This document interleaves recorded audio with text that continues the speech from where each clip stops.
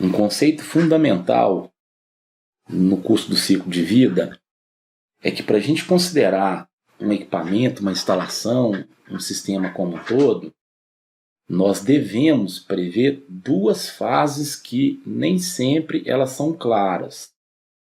Uma é a questão da fase de projetos em si, que são atividades relacionadas à concepção, e ademais também é a questão do descarte, que entraria lá no final da vida do ativo. O que eu vou fazer com esse ativo lá no final? Então, esse momento aqui nós chamamos ele de descarte. Bem, com relação às nossas falhas, por exemplo, nós temos aqui, evidentemente, as falhas vão gerar custos, eles devem ser considerados. Nós temos que ter equipe para reparar essas falhas, nós temos que ter sobressalentes para reparar essas falhas e as nossas intervenções como um todo. Nós temos aqui, então, desde o período da inicialização, quando você começa o projeto de fábrica, o projeto de serviço, como for, detalhamento, contratação, fabricação, montagem, teste, plena carga. Veja que as anomalias, elas iniciam lá no projeto, e elas podem estar escondidas. Elas podem estar escondidas como se fosse um iceberg. Algumas delas podem ser óbvias e outras nem tão óbvias. Depois esse equipamento, esse ativo, ele inicia sua vida e nós podemos ter dois comportamentos bem característicos. Um comportamento de falhas, que pode ser esse comportamento que eu vou colocar em vermelho aqui, ó. E posso ter um comportamento como esse verde aqui. Esse é o ciclo de vida todo do equipamento. Então veja que ele inicia a sua função e inicia aqui as suas falhas e vai gerando custo, e depois até o final da vida útil, quando ele é descartado, ele fecha aqui. Se eu calculasse a área de todo esse gráfico, seria a vida dele realmente, né? A confiabilidade está muito associada à questão de áreas. Então, vamos colocar que essa área seria proporcional à vida dele. E isso me representaria um custo, que nesse caso, por sinal, seria muito alto. Agora, se eu considerar todo o projeto, toda essa visão holística de projeto, né? E não apenas esse iceberg das falhas aqui, resolver os problemas aqui, bem no início. Veja que aqui, ó, eu tenho a maior quantidade de problemas, né? De anomalias. Se eu resolver esses problemas aqui e não permitir que esses problemas sejam gerados para a operação, eu consegui entrar nessa curva verde. Verifique que a área dela é muito maior do que, deixa eu trocar minha canetinha, do que essa área que eu achurei aqui em preto. Eu não vou rabiscar para não poluir muita mensagem, mas seria a área proporcional a esse... Tudo está debaixo do verde. Para a gente ter esse verde, a gente tem que investir em controle. Eu já falei aqui um pouco, vamos repetir, que o controle, toda vez que eu menciono a palavra controle, eu estou falando necessariamente de um item bem específico, que é o nosso bom e velho... Deixa eu desenhar aqui. Ó, então, o controle, toda vez que eu menciono a palavra controle, eu estou falando de um ciclo chamado, ou que tem as fases, né? O nome dele pode ser considerado como ciclo de Deming, que é o nosso P, o nosso D, o nosso C e o nosso A, que é o PDCA como método de controle.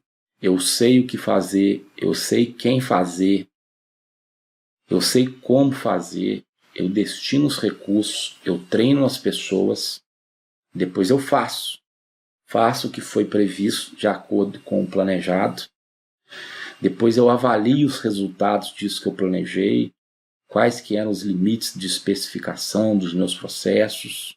Imagina, por exemplo, que eu estou programando um sistema de planejamento e controle de manutenção, cujo índice principal será a aderência da programação, e eu estou impondo um limite de especificação de 80% nessa aderência.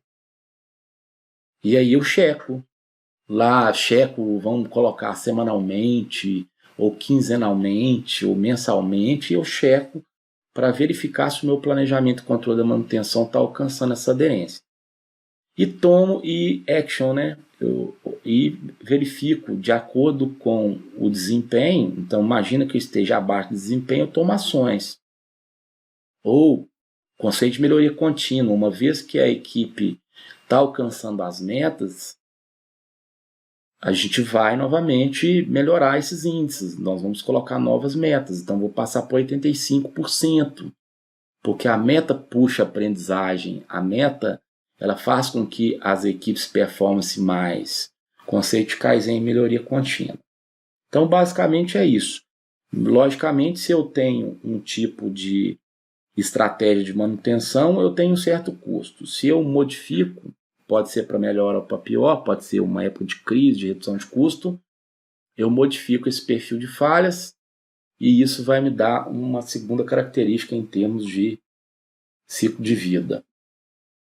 Essa figura aqui ela é fundamental para o nosso conceito de vida útil. Essa curva, na verdade são 3 curvas aqui, numa informação só.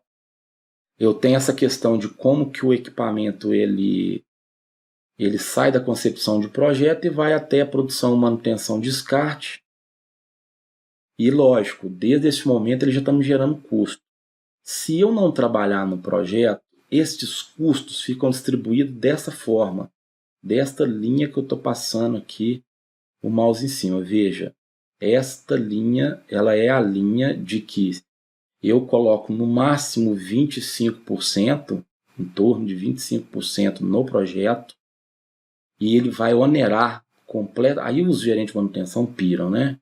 E vai onerar o custo de vida do ativo lá durante a produção e operação. Esse custo pode se dar em torno de mão de obra e também em termos de falha. Agora, se eu invisto, se eu tenho uma boa gestão, um bom controle, lá desde a fase do projeto, olha, eu destino a maior parte dos recursos para projeto e veja como que muda a história da produção e a operação. Eu vou ter uma produção, uma operação segura, que nesse caso aqui nós estamos falando de grana. Então nós vamos ter previsibilidade no orçamento.